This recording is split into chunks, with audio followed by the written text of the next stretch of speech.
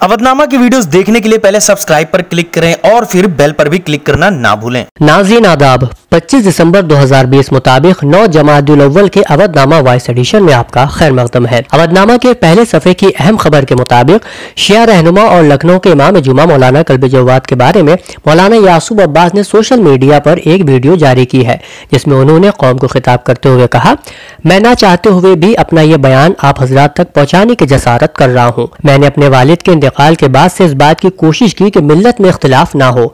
मैंने आगे बढ़कर सबसे दोस्ती का हाथ बढ़ाया, मगर बड़े अफसोस की बात है कि इधर कुछ जमाने से मौलवी कल्बे जवाद जिस तरह की हरकतें कर रहे हैं और हमारे खानवादे और कौमी इदारे शिया कॉलेज को लेकर वो और उनके घर वाले पूरी तरीके से गलत प्रोपोगंडा कर रहे हैं, जिसकी हम भरपूर तरीके से मजम्मत करते हैं। ये बिल्कुल बेबुनियाद प्रोपोगंडा फैलाया गया है। हमने अपनी भाभियों के सिलेक्शन कर लिए हैं। मौलाना यासूब अब्बास ने कौम से अपील की कि शिया कॉलेज में प्रमोशन कमेटी हो चुकी है। आप तमाम हजरात से जिसका दिल चाहे आके देखे कि शिया कॉलेज के अंदर हमने ना प्रमोशन कमेटी में और ना सिलेक्शन कमेटी में अपने किसी खानदान के अफराद को या अपने किसी दूर दराज रिश्तेदार को इसमें शामिल किया हो।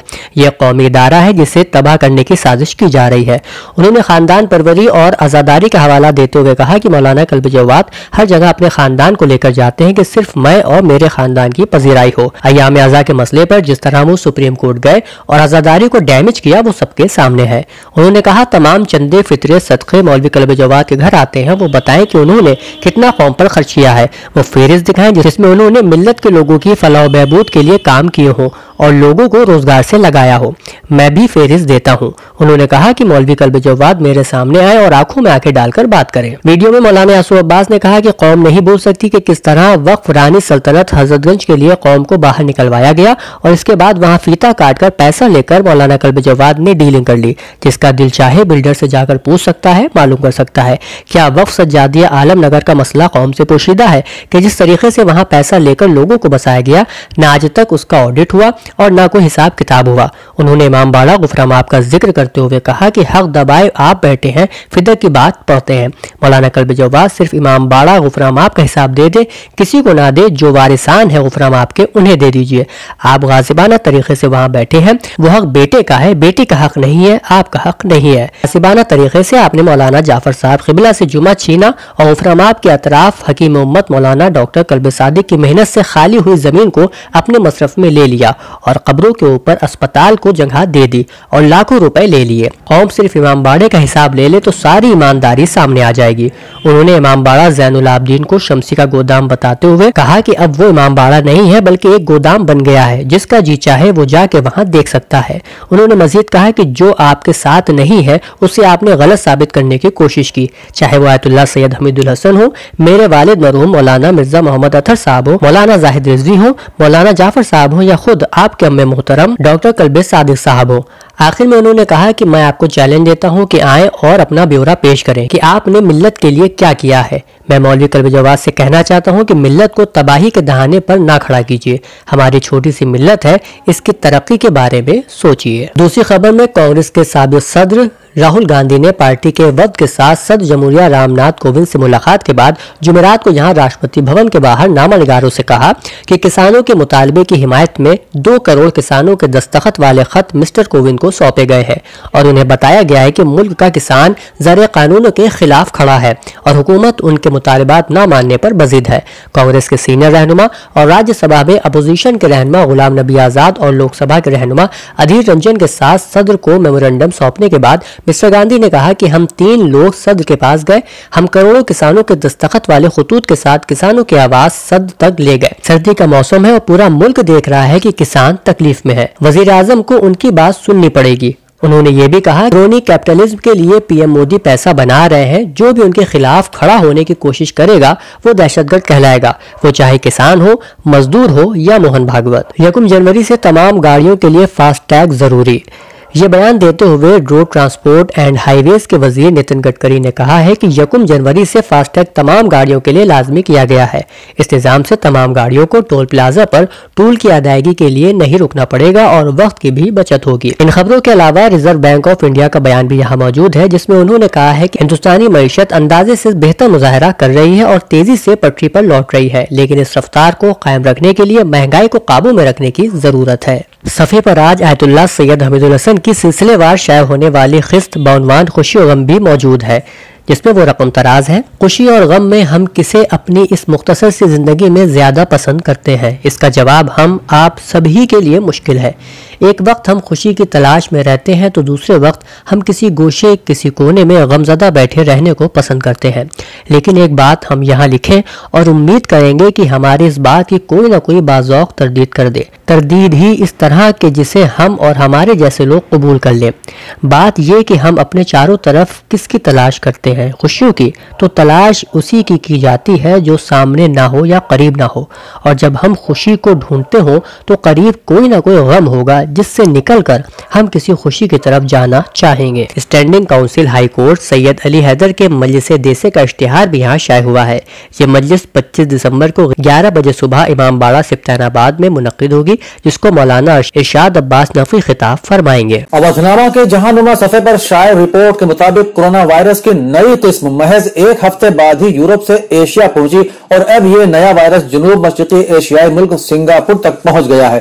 رائٹرز کے مطابق سنگاپور کے حکام نے 24 دسمبر کو ایک شخص میں نئے کورونا وائرس کی تصدیق کی اور بتایا کہ مزید 11 افراد کو بھی نئے کورونا میں مبتلا ہونے کے شک میں کوارنٹائن کر دیا گیا ہے۔ سنگاپورین حکام نے بتایا کہ یہ افراد برطانیہ سے سنگاپور پہنچے تھے۔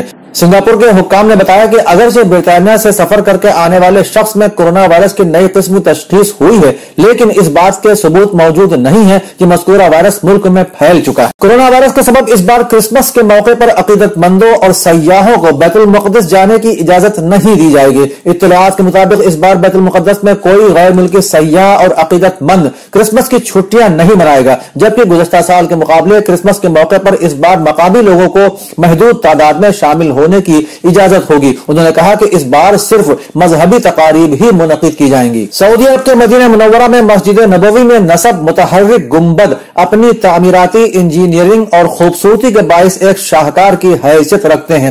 خادم حرمین شریفین شاہ فہد بن عبدالعزیز آل سعود کے دور میں ہونے والی بڑی توسیع کے دوران ان متحرک گنبدوں کو تیار کر کے مسجدوں کے صحنوں میں نصب کیا گیا تھا۔ متحرک گنبدوں کی کل تعداد 27 ہے۔ یہ گنبد چوکور شکل کے فریم پر نصب ہیں۔ ہر گنبد کا وزن 80 ٹن ہے اور یہ فولادی سلاخوں پر حرکت کرتے ہیں۔ گنبدوں کو اندرونی جانب ممتاز نوعیت کی لکڑی اور نیلے فیروزے کے ٹکڑوں سے سجایا گیا ہے۔ متحرک گنبدوں کو مسجد نبوی میں قائم مرکزی کنٹرول روم سے مربوط آلات کے ذریعے کھولا اور بند کیا جاتا ہے۔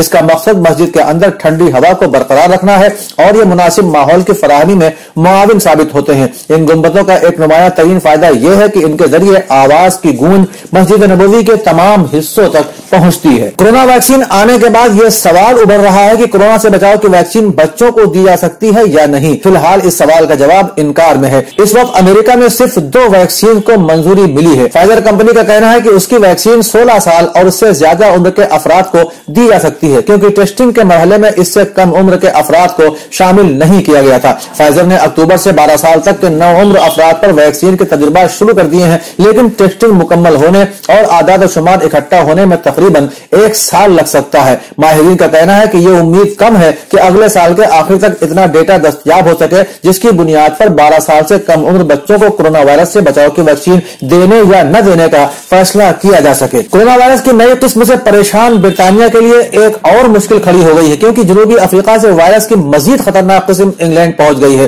برطانوی وزیر صحت میٹ ہینکاک نے پریس کانفرنس میں بتایا کہ جنوبی افریقہ سے کورونا وائرس کی ایک اور مزید خطرناک قسم برطانیہ میں داخل ہو چکی ہے۔ انہوں نے بتایا کہ جنوبی افریقہ سے آنے والے کورونا کے اس نئے وائرس کو 501V2 کا نام دیا گیا ہے اور یہ حالیہ دنوں میں جنوبی افریقہ سے واپس آنے والے 2 افراد میں پایا گیا ہے۔ ناظرین، 25 دسمبر 2020 کے اودھنامہ کے ریاستی صفحے پر شائع رپورٹ کے مطابق وزیر اعلیٰ یوگی آدتیہ ناتھ نے ریاست میں کورونا وائرس کے نئے اسٹرین کے مد نظر احتیاط برتنے کی ہدایت دی ہے۔ انہوں نے کہا کہ ایئرپورٹ وغیرہ پر بھی اس سلسلے میں خصوصی احتیاط برتی جائے۔ انہوں نے یہ بھی ہدایت دی کہ نئے اسٹرین کے مد نظر کووڈ علاج سے متعلق سبھی ضروری انتظامات کو یقینی بنایا جائے۔ وزیر اعلیٰ آج یہاں لوک بھون میں ایک اعلیٰ سطحی میٹنگ میں انلاک بندوبست کا جائزہ لے رہے تھے۔ انہوں نے کہا کہ کورونا کے نئے اسٹرین کے مد نظر محکمہ طبی تعلیم و صحت کو متحرک ہونا چاہیے اور اس ٹیکنالوجی کو اپ ڈیٹ کرنا چاہیے۔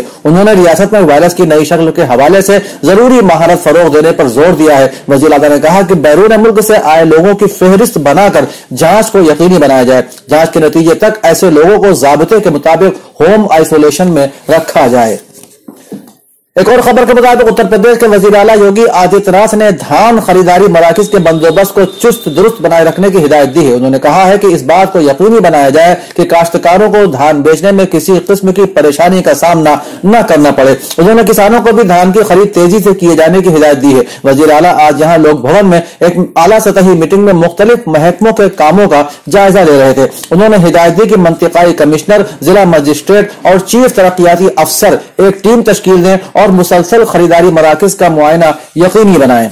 उत्तर प्रदेश के एडिशनल चीफ सेक्रेटरी इत्तलाआत जनाब नवनीत सहगल ने लोक भवन में प्रेस नुमाइंदों को खिताब करते हुए बताया कि यूके में वायरस के नए स्ट्रेन के मिलने पर 9 दिसंबर 2020 के बाद से रियासत में आए लोगों की लाजिमी तौर से RT-PCR टेस्टिंग किया जाएगा और कोविड प्रोटोकॉल पर अमल भी कराया जाएगा।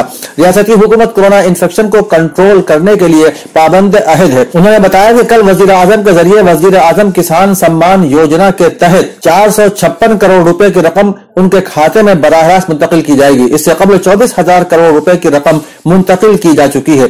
एडिशनल चीफ सेक्रेटरी तिब्ब और सेहत जनाब अमित मोहन प्रसाद ने बताया कि रियासत में कल एक दिन में कुल 1,40,055 नमूनों की जांच की गई। रियासत में अब तक कुल 2,29,72,685 कोविड-19 सैंपल की जांच की जा चुकी है। उन्होंने बताया कि रियासत में गुज़श्ता 24 घंटे में कोरोना इन्फेक्शन से मुतासिर 1,166 मामले सामने आए हैं और रियासत में रिकवरी शरह अब 95.75% है। रियासती हुकूमत के जरिए इलाज सहूलियात में इजाफा, आलाकारी, तजदीदकारी, निज तामीरी कामों को तेजी से किया जा रहा है। इसी सिलसिले में जिला संत कबीर नगर में प्राइमरी सेहत मराकज बर्राई पार पठान के लिए भवन तामीर का काम भी जारी है। इस तामीरी काम के लिए हुकूमत की तरफ से 135.86 लाख की रकम को हुकूमती और मालियाती मंजूरी दे दी गई थी, जिसके मुकाबले पहली किस्त के तौर पर 76.93 लाख जारी किया जा चुका है। तामीरी काम के लिए अब हुकूमत ने दूसरी किस्त के तौर पर 27.17 लाख जारी करने की मंजूरी भी दे दी है।